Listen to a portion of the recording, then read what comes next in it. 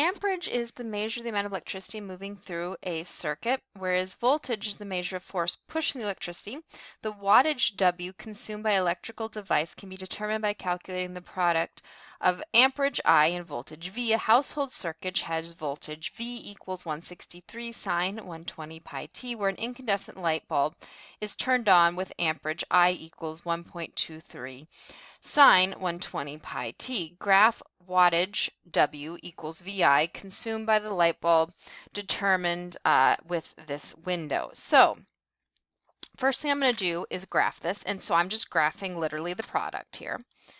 So I'm going to graph Y equals, let's see here, 163, let me put this in parentheses, 163 sine 120 pi x times 1 point something 23, no, not what I just put in, sine 120 pi x. Okay, and at this point I can't see anything, right? It's just a block of stuff. So I'm going to go up here and I'm going to put in what they told me to do. So they told me here to use 0, and they told me to just go to 0.05. And then because it hates me and I have to click on and off this, 0.01. And then here they wanted me to go from negative 50 to something, 300. So you can see here is my graph, and the graph is the best way to see this, but you do have to make sure you're using their windows or it isn't going to work out. Okay, so we've got it graphed. Okay, there's our graph. We've done this part right here. Then what's the minimum maximum? Well, we can use the graph to find that. The minimum is 0. The maximum here is 200.49. And the graph is the easiest way. There are obviously other ways to find it, but this is the easiest way to find it. Then we want to use identities to determine the values for A, C, and omega such that W equals A cosine omega t plus C. Okay. So what we're going to start by doing is we're going to write out the equation we have so far. So I have, okay, so I'm going to start by writing my equation. So W equals, this VI, so that's 163, and this is exactly what we just graphed, 120 pi t, 1.23 sine 120 pi t. Okay, so then I'm just going to get out my calculator and I'm going to do 163 times 1.23, and there's, by the way, our maximum, another way to find it. And then I have sine squared 120 pi t, because of course I have two of them. Now, I want to use one of my identities. And looking here, I have this sine squared, and I want to get rid of it. I don't want the squared anymore. I want to try to write this something. I want to get to cosine as they asked. So I'm going to use one of my Dugville angle things. And I know I want to get to cosine, and I have a sine. So I am going to use cosine of 2a equals 1 minus 2 sine squared a.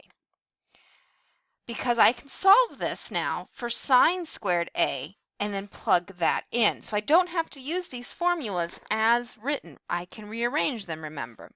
So this is cosine 2a minus 1 equals negative 2 sine 2a, and then I'm going to divide everything by negative 2.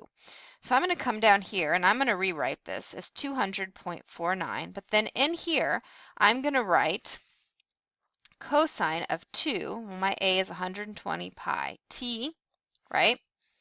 Because I've got this 2a minus 1 all over 2, and I think that's minus 2. Let me come up here and look. Well, no, it's not minus yet. It's going to be minus. I'm getting there. There we go. Because here's my negative. I'm like, I got a negative somewhere. What I'm going to do now is I'm going to take this negative. I can just pull it out. I'm going to divide out here by negative 2. Okay, because that seems like a good thing to do. Get rid of it. So then I have negative 100.245 times cosine. Well, let's see here. That's 240 pi t minus 1. And then I distribute. So I have negative 100.245 cosine 240 pi t, and then plus 100.245 So right here, this is, I wanted a different color. This is A, there's my omega, and that's my C that they asked me for. So if I come up here, you can see that I found all the pieces they want by rewriting this. And often you're going to want to rewrite it because it's going to be easier to work with in some other form. Now, what's the next question they asked us? Come back up here. Check the graph by graphing both coordinates on the same one. So now what we want to do is we want to take this, what we just did, and we're going to check this, and we're just going to plug it in down here. 0.245 cosine of 240 pi x plus 100.245. And as we can see, I only can see one graph, and that's what we want. The idea being that, okay, there's no difference, because obviously if I, I can see here, I'm not, but as I bring this up, they become identical. And that's what we're looking for. Like, okay, so this graphically shows that, hey, we did this right. Okay? So we used identities, we checked. Now use the graph to estimate the average voltage used by the light. For how many watts, the nearest integer, will this incandescent bulb be rated? Okay, so what's going on here? So where's the middle of this? Well, it's here at 100, right?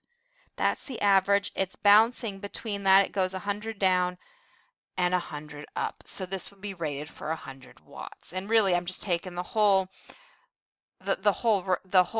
range and dividing it in half. I'm looking for that middle thing. So then my answer is 100. So hopefully this walks you through how to do these, and kind of exciting that we get to work with more real examples of what's going on. But we still get to use all our fun formulas.